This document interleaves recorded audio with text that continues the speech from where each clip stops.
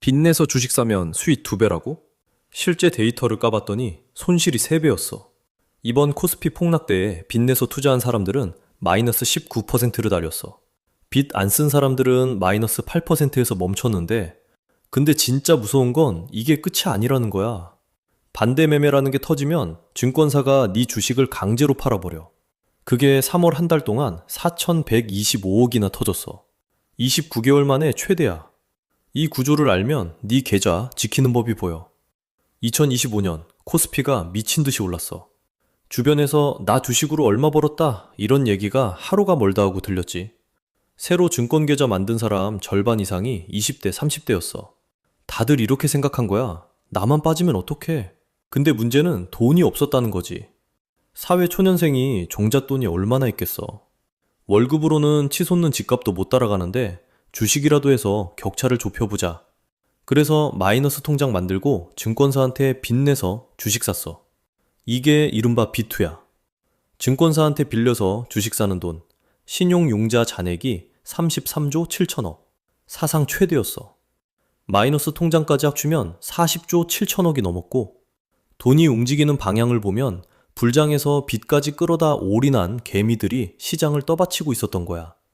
그러다 2월 28일 이란 전쟁이 터졌어. 호르무즈 해협이 막혔고 배럴당 66달러 하던 유가가 113달러까지 치솟았어.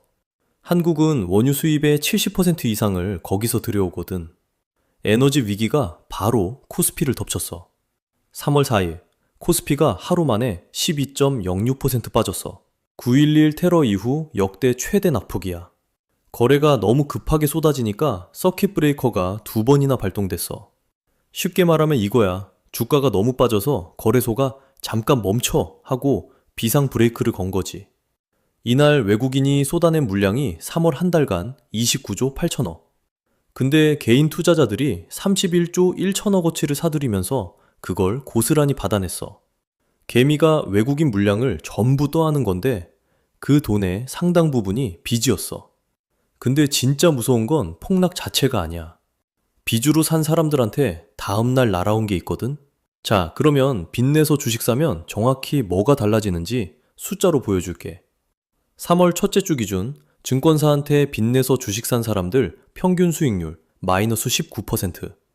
자기 돈만 넣은 사람은 마이너스 8.2%. 같은 폭락인데 손실이 2.3배 차이나. 20대 소액 투자자는 이 격차가 3.2배까지 벌어져. 전 연령대 통틀어 가장 큰 격차야. 왜 이렇게 되냐고? 쉽게 말하면 이거야. 내 돈 1,000만 원에 증권사한테 1,000만 원을 빌려서 총 2천만 원어치 주식을 사. 주가가 30% 빠지면 600만 원이 날아가는데 빌린 1,000만 원은 고스란히 갚아야 하잖아. 내 돈 기준으로 보면 60% 손실이야. 빚 안 쓴 사람은 30%만 잃었는데 나는 60%. 이래서 손실이 배로 뛰는 거야. 근데 여기서 끝이 아니야. 주가가 계속 빠져서 내 주식 가치가 빌린 돈의 140% 아래로 내려가면 증권사가 네 주식을 강제로 팔아버려. 이게 반대 매매야.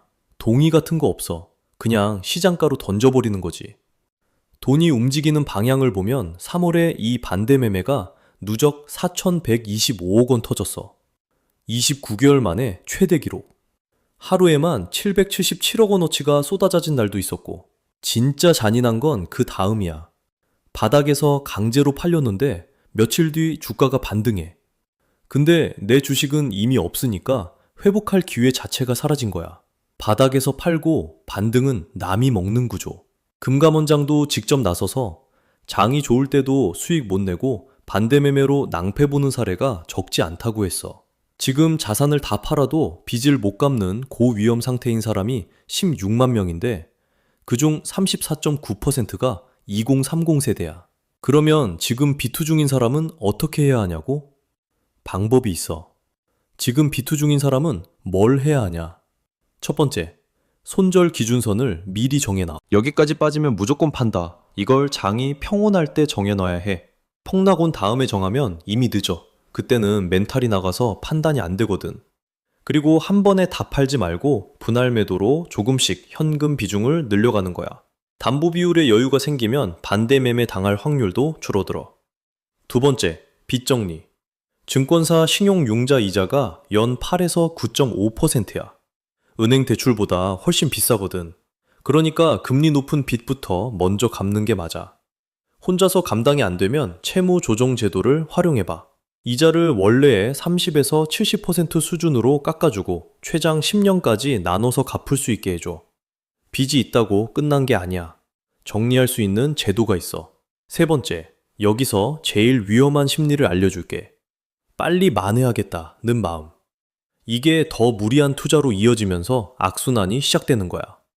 레버리지 ETF도 같은 함정이야. 기초지수가 10% 올랐다 10% 빠져서 원점으로 돌아와도 레버리지 ETF는 마이너스 4% 손실이 나. 이걸 변동성 끌림이라고 하는데 들고 있는 기간이 길수록 손해가 커지는 구조야. 비투 대신 방법이 없냐고? 있어. 청년 도약 계좌는 5년 만기로 약 5천만 원을 만들 수 있고 올해 새로 나온 청년 미래 적금은 정부가 매달 최대 6만 원을 보태줘. 한 방에 인생 역전? 그건 로또지, 투자가 아니야. 느려 보여도 이게 진짜 자산을 만드는 길이야. 돈이 움직이는 방향을 보면 지금은 욕심 부릴 때가 아니라 내 돈을 지킬 때야. 비투는 수익 2배가 아니라 손실이 3배로 불어나는 구조라는 거 이제 알았잖아. 빚부터 정리하고 여유 자금으로만 투자하자. 시장은 무너져도 결국 다시 올라와. 근데 빚에 깔린 사람은 그 반등을 잡을 수가 없어.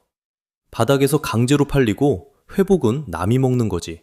지금 내 계좌 한번 점검해봐. 증시 상황 변하면 또 같이 정리해볼게.